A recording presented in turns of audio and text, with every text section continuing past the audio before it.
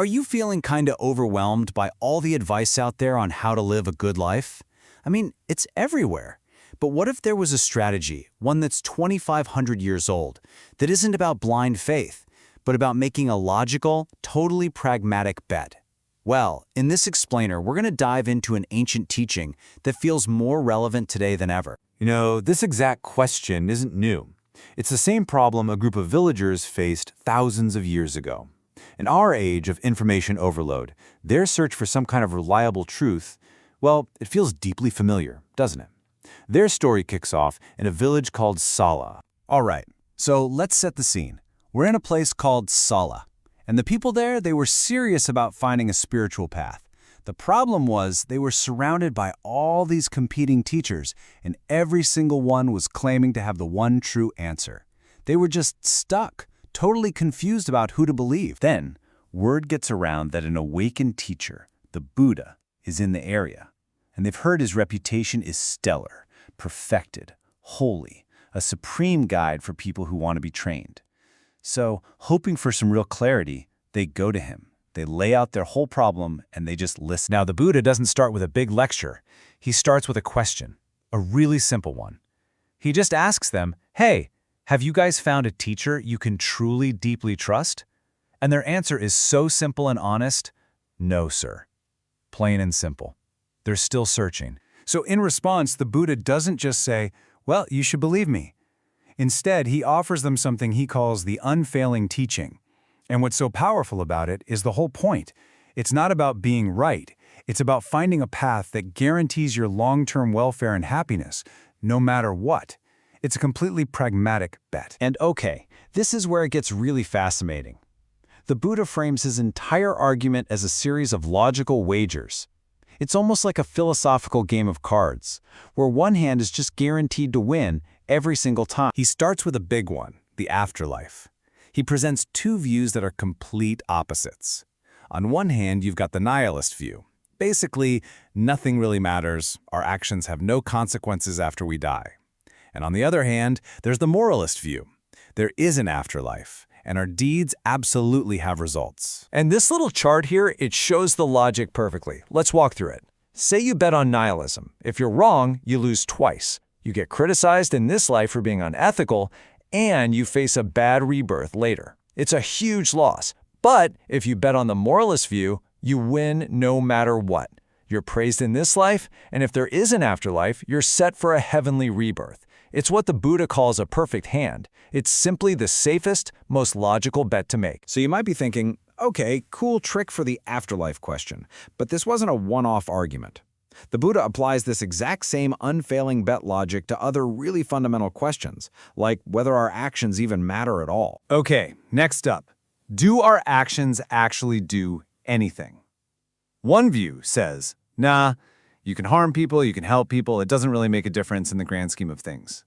The other view says, yes, of course, actions are effective. Harming others is a bad deed, and being generous and having self-control has real merit.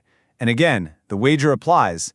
Betting that your actions matter is the only play that wins you a good life now, regardless of the ultimate outcome. And for the final wager, he tackles this huge question of fatalism versus free will.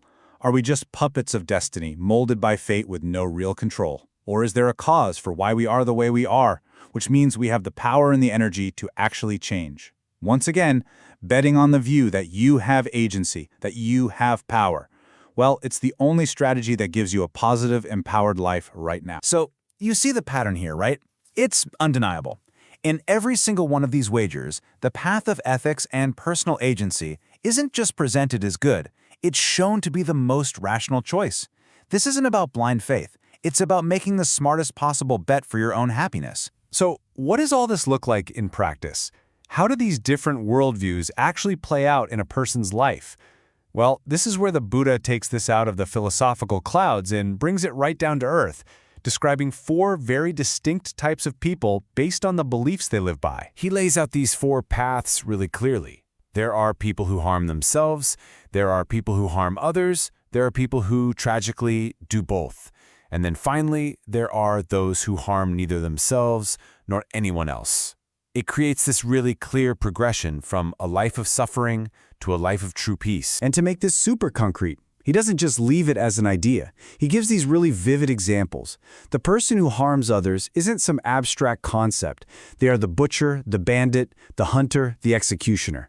Their entire life is defined by what he calls a cruel livelihood, one that directly causes suffering to other living beings. And what about the person who harms both? His example is so powerful. He describes a king or a high priest performing some big ritual, tormenting himself through the ceremony and forcing his servants and slaves to work in absolute fear, with weeping, tearful faces. It's this gut punch of a reminder that even acts we might think are righteous can cause just immense suffering. All of this leads us to the payoff, the final, aspirational path, the person who harms no one. This is the result of making the right bets, of choosing the empowered ethical worldview. This is the person who lives a life totally free from causing suffering, either to themselves or to anyone else. And look, this path isn't passive. It's not about just sitting around being nice. It's an active training of the mind. It means you're working to overcome those mental obstacles, like greed and ill will. It means developing deep states of meditation.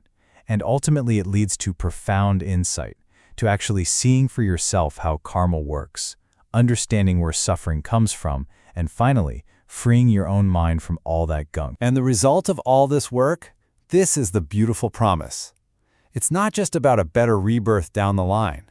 It's about a state of being that is quenched, cooled, experiencing bliss, right here, right now. It's about a mind that is free, that is peaceful, and, as the text says, has become divine. So after hearing this incredibly clear, logical, and pragmatic teaching, the villagers of Sala, the ones who started out so lost and confused, they found their answer. They didn't need to take some blind leap of faith. They were just convinced. Convinced by the sheer rationality of the unfailing bet. And they committed to this path for the rest of their lives. So in the end, the Buddhist teaching wasn't a command to believe something. It was an invitation to make a strategic wager for a better life, a bet on ethics, a bet on your own agency. And he showed how that logical bet leads directly to a path of no harm and a life of profound peace. So the only question that's really left is the one he leaves for all of us. Which path are you practicing?